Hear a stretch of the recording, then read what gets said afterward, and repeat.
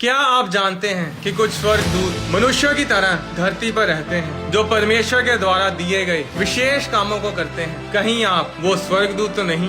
स्वर्गदूत कौन होते हैं? लोग सोचते हैं स्वर्गदूत स्वर्गीय प्राणी होते हैं जिनके पंख होते हैं, पर सभी स्वर्गदूतों के पंख नहीं होते। स्वर्गदूत कई प्रकार के होते हैं। बाइबल बताती है कि युद्ध करने वाले स्वर्गदूत हैं, सेवा टहल करने वाले स्वर्गदूत हैं, समाचार लेकर आने वाले स्वर्गदूत होते हैं। बाइबल एक और स्वर्गदूतों के बारे में बताती है जो गुप्त होते हैं और वो धरती पर रहते हैं। पर वो कौन है? धरती पर रहने वाले स्वर्गदूत मनुष्य शरीर में रहते हैं। वो परमेश्वर के धरती पर रहने वाले स्वर्गदूत हैं। ये स्वर्गदूत बाकी के स्वर्गदूतों से अलग होते हैं, पर ये भी स्वर्गदूत ही हैं। पुराना नियम इब्रानी भाषा में लिखा गया था और इब्रानी भाषा में स्वर्गदूत के लिए जिस शब्द का इस्तेमाल किया गया है वो है मालाक, यानी परमेश्वर का दूत। नया नियम यूनानी भाषा में लिखा गया था और यूनानी भाषा में जो शब्द स्वर्गदूत के लिए इस्तेमाल किया गया है वो है एंगेलोस, यानी परमेश्वर का दूत। पुराने नियम में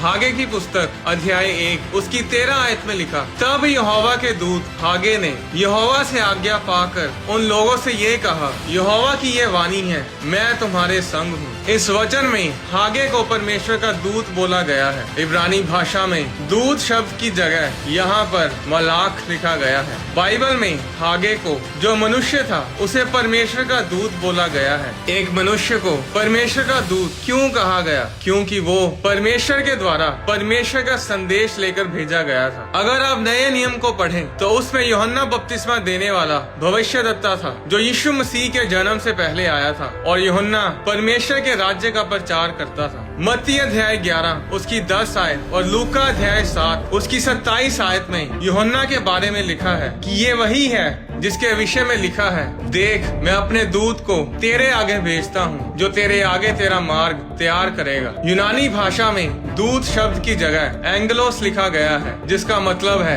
एंजल, यानी कि स्वर्गदूत। हागे और यूहन्ना बपतिस्मा दाता दोनों मनुष्य थे, मांस और खून के शरीर में थे, फिर भी बाइबल में इन दोनों को स्वर्गदूत यानी एंजल्स बोला गया है। इन दोनों के लिए उसी शब्द का इस्तेमाल किया गया है जो परमेश्वर के दूसरे स्वर्गदूतों के लिए इस्तेमाल किया गया है। ऐसा क्यों?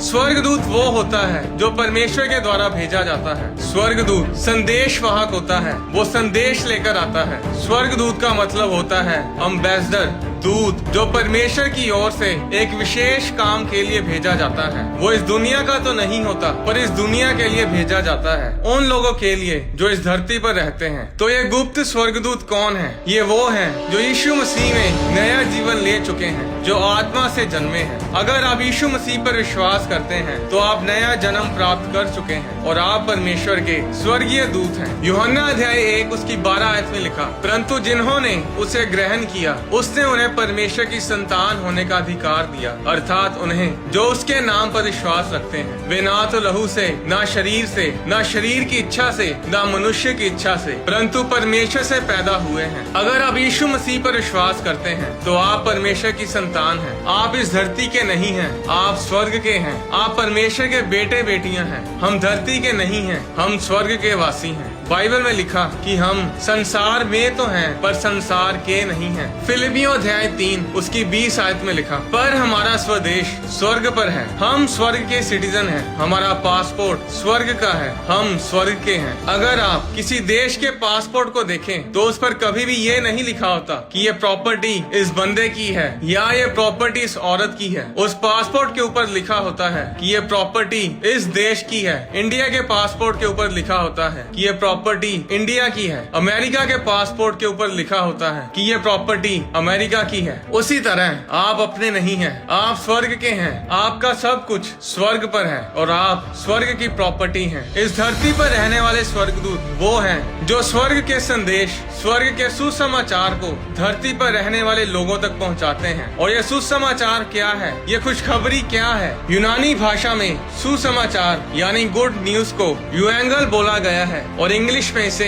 इवेंजल बोला जाता है। जिससे एवेंजलिज्म शब्द निकला है। एवेंजलिज्म शब्द के बीच में एंजल आता है। ऐसा क्यों? क्योंकि यही काम एक एंजल का होता है। स्वर्गदूत स्वर्ग के संदेश को लेकर आता है। तो जब आप परमेश्वर के इस बोझ को लेते हैं, जब आप परमेश्वर के इस काम को अपनाते हैं और परमेश्वर के सुसमाचार को दूसरों तक पहुंचाते हैं, तो आप परमेश्वर के धरती वाले स्वर्गदूत बन जाते हैं। आप एक गुप्त स्वर्गदूत बन जाते हैं। अपनी जिंदगी को लाचारों की तरह, बेचारों की तरह ये सोचकर व्यतीत ना करें कि आप इस धरती के हैं। अपने जीवन को ऐसे जियो जैसे कि आप परमेश्वर के द्वारा दिए गए काम को कर रहे हैं। इस दुनिया में तो हैं, पर इस दुनिया के नहीं हैं। अब आप इस धरती के नहीं हो, आप नया जन्म ले चुके हो। अब आप स्वर्ग के सिटीजन हो, स्वर्ग के एम्बेसडर हो। पुराने नियम में जो राजा का दूत होता था, उन पर कोई हाथ नहीं डालता था। जब राजा अपना समाचार देकर, अपना संदेश देकर किसी के पास अपने दूत को भेजता था, तो लोग उस दूत की उसी तरह इज्जत करते थे जैसे राजा की करते हैं। जब राजा किसी दूसरे राज्य में अपने राजदूत को भेजता था, तो दूसरे राज्य का राजा, उस राज्य की सेना उस राजदूत की ऐसे इज्जत करते थे जैसे कि खुद राजा वहां पहुंचा हो। जब लोग इलेक्शन में खड़े होते हैं तो वो अपनी मर्जी से इलेक्शन लड़ते हैं, पर जो एम्बेसडर का दर्जा होता है, जो एक राजदूत का दर्जा होता है, उसके लिए इलेक्शन नहीं होते। एम्बेसडर को सरकार खुद ठहराती है, राजा उसे खुद नियुक्त करता है। आप एम्बेसडर को वोट डालकर खड़ा नहीं कर सकते, ना ही वोट डालकर उसे गिरा सकते हैं। यूहन्ना अध्याय 15 उसकी 16 आयत में यीशु मसीह ने कहा, तुमने मुझे नहीं चुना, परंतु मैंने तुम्हें चुना है और तुम्हें नियुक्त किया कि तुम जाकर फल लाओ और तुम्हारा फल बना रहे, कि तुम मेरे नाम से जो कुछ पिता से मांगो वह तुम्हें दे। परमेश्वर ने आपको नियुक्त किया है, आपको ठहराया है। आपको किसी ने वोट डालकर खड़ा नहीं किया, आपको किसी ने अपनी सर्वसम्मति से नियुक्त नहीं किया, आप अपनी मर्जी से भी नियुक्त नहीं किए गए। आप परमेश्वर की मर्जी से, परमेश्वर के द्वारा नियुक्त किए गए हैं। और इसीलिए जब लोग किसी परमेश्वर के दास की खिलाफत करते हैं, तो उसकी खिलाफत करने पर भी उन्हें कोई फर्क नहीं पड़ता, क्योंकि उन्हें प्रजा ने नहीं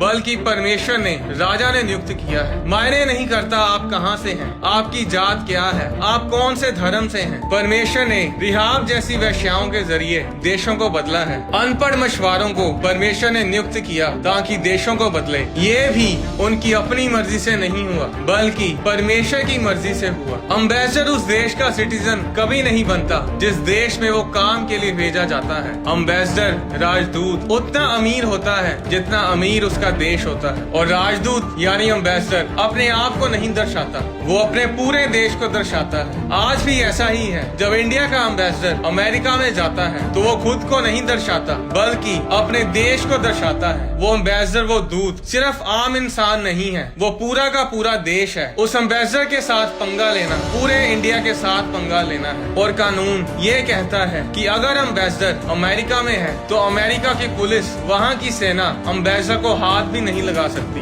एम्बेसडर को, दूत को अपने खाने पीने की, कपड़ों की, अपने घर के रेंट की चिंता नहीं करनी पड़ती। उसका सारा खर्चा, उसकी सारी देखभाल उसका देश करता है। इंडिया के एम्बेसडर की देखभाल इंडिया करता है, अमेरिका के एम्बेसडर की देखभाल अमेरिका करता है। उसी तरह बाइबल बताती है कि हम परमेश्वर के दूत हैं, हम स्वर्ग के सिटीजन हैं। फिलिपियों अध्याय 3 उसकी 20 आयत में लिखा, हमारा स्वदेश स्वर्ग पर है। 2 कुरिन्थियों अध्याय 5 उसकी 20 आयत में लिखा, इसलिए हम मसीह के राजदूत हैं, मानो परमेश्वर हमारे द्वारा विनती कर रहा है। हम मसीह की ओर से निवेदन करते हैं कि परमेश्वर के साथ मेल मिलाप कर लो। बाइबल बताती है कि हम परमेश्वर के स्वर्गीय राजदूत हैं। जिस तरह पॉलिटिकल लोग, पॉलिटिकल एम्बेसडर्स, राजदूत अपने देश, अपने राज्य के संबंधों को उस दूसरे देश के साथ अच्छा करने की तरफ काम करते हैं, उसी तरह हमारा काम है कि हम परमेश्वर के देश, परमेश्वर के राज्य के सुसमाचार को इस धरती के लोगों तक पहुंचाएं। मत्ती अध्याय 6 उसकी 25 आयत में लिखा, इसलिए मैं तुमसे कहता हूँ कि अपने प्राण के लिए ये चिंता ना करना कि हम क्या खाएंगे और क्या पिएंगे, और ना अपने शरीर के लिए कि क्या पहनेंगे। 31 आयत में लिखा, इसलिए तुम चिंता करके ये ना कहना कि हम क्या खाएंगे या क्या पिएंगे या क्या पहनेंगे, क्योंकि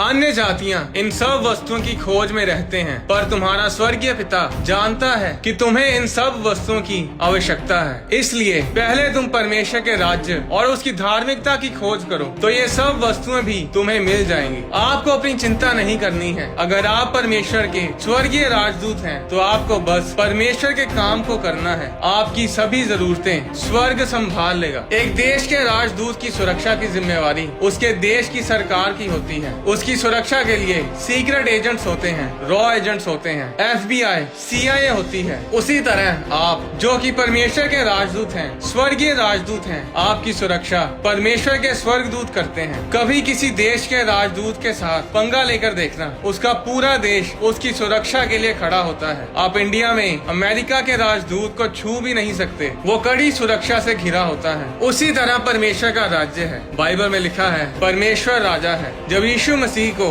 राजा पिलातूस के सामने लेकर गए, तो यूहन्ना अध्याय 18 उसकी 33 आयत में लिखा, तब पिलातूस फिर किले के भीतर गया और यीशु को बुलाकर उससे पूछा, क्या तू यहूदियों का राजा है? 36 आयत में यीशु ने उत्तर दिया, मेरा राज्य इस संसार का नहीं। यदि मेरा राज्य इस संसार का होता, तो मेरे सेवक लड़ते कि मैं यहूदियों के हाथ सौंपा ना जाता, परंतु मेरा राज्य यहाँ का नहीं है। गत्समनी बाग में जब महायाजक यीशु मसीह को पकड़ने के लिए आए थे, तो पतरस ने महायाजक के दास पर तलवार चलाई और उसका कान उड़ा दिया। मत्ती अध्याय 26 उसकी 52 आयत में यीशु ने पतरस से कहा, अपनी तलवार म्यान में रख ले, क्योंकि जो तलवार चलाते हैं वे सब तलवार से नष्ट किए जाएंगे। क्या तू नहीं जानता कि मैं अपने पिता से विनती कर सकता हूँ और वह स्वर्गदूतों की 12 पलटन से अधिक मेरे पास अभी उपस्थित कर देगा? परंतु पवित्र शास्त्र की वे बातें कि ऐसा ही होना अवश्य है कैसे पूरी होंगी? एक पलटन में 6000 दूत होते हैं और 12 पलटन में 72,000 दूत। 72,000 दूत उसी समय यीशु मसीह के बुलाने पर उस समय आ सकते थे, जब राजा सेनाक्रेव परमेश्वर के लोगों के खिलाफ अपनी सेना लेकर आ खड़ा हुआ था। तो बाइबल बताती है कि परमेश्वर के एक स्वर्गदूत ने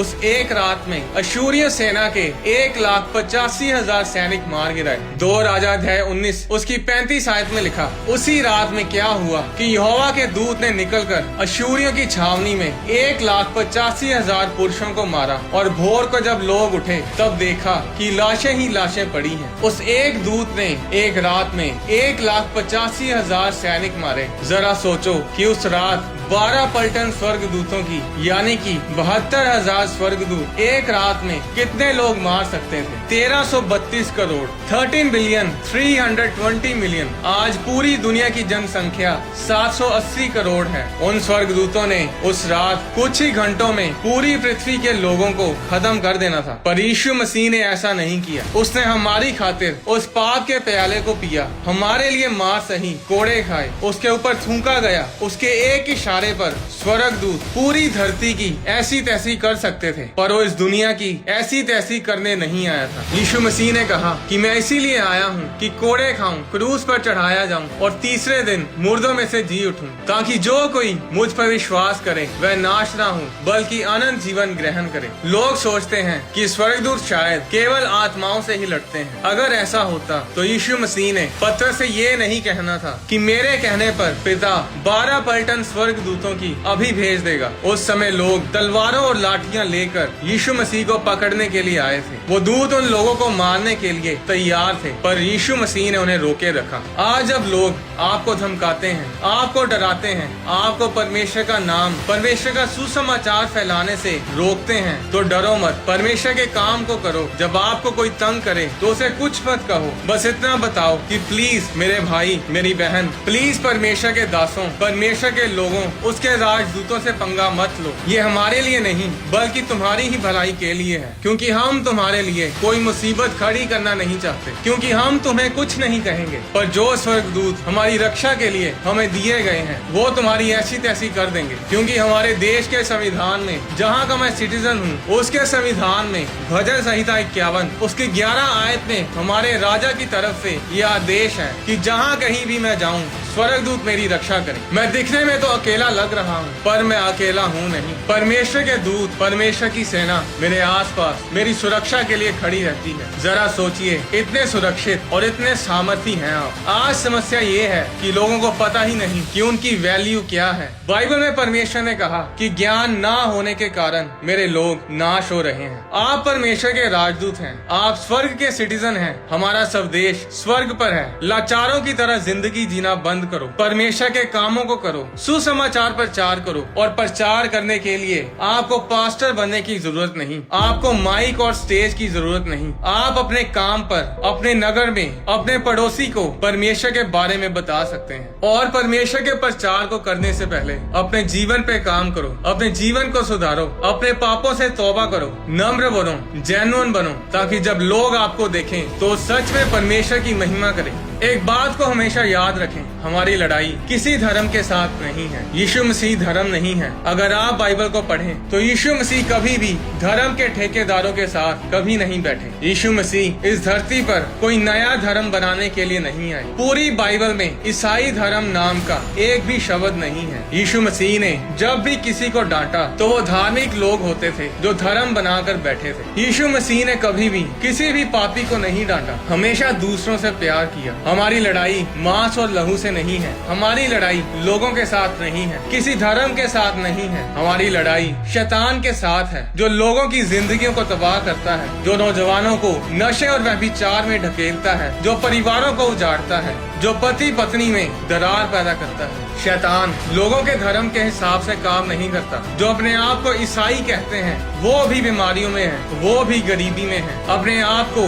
ईसाई बोलने से कुछ नहीं होगा, अपने आप को क्रिश्चियन बोलने से कुछ नहीं होगा। अगर आपकी जिंदगी में यीशु मसीह नहीं है तो वो जिंदगी नहीं, श्राप है। यीशु मसीह ने कहा, मैं तुम्हें नया धर्म देने के लिए नहीं आया, मैं तुम्हें बहुतायत का जीवन देने के लिए आया। जो विश्वास करेगा वो उद्धार पाएगा और स्वर्ग का सिटीजन कहलाएगा। आप जो परमेश्वर में नया जन्म ले चुके हैं, अब आपको तय करना है कि स्वर्ग के दूत, परमेश्वर के राजदूत बनकर परमेश्वर के कामों को करना है या फिर एक साधारण जीवन जीना है। क्योंकि अगर आप स्वर्ग के एम्बेसडर, परमेश्वर के राजदूत बनकर इस धरती पर परमेश्वर के कामों को करेंगे तो परमेश्वर आपकी सभी जरूरतों को अपने स्वर्गीय भंडार से पूरा करेगा। आने वाली वीडियोस में मैं आपको बताऊंगा कि यीशु मसीह के जी उठने के बाद मरियम मगदलीनी यीशु मसीह को पहचान क्यों नहीं पाई। जीवन का वृक्ष जो अदन के बाग में था वो आज कहाँ है? क्या उसके फल को खाकर इंसान अमर हो सकता है? और अगली वीडियो में मैं आपको बताऊंगा यीशु मसीह का नाम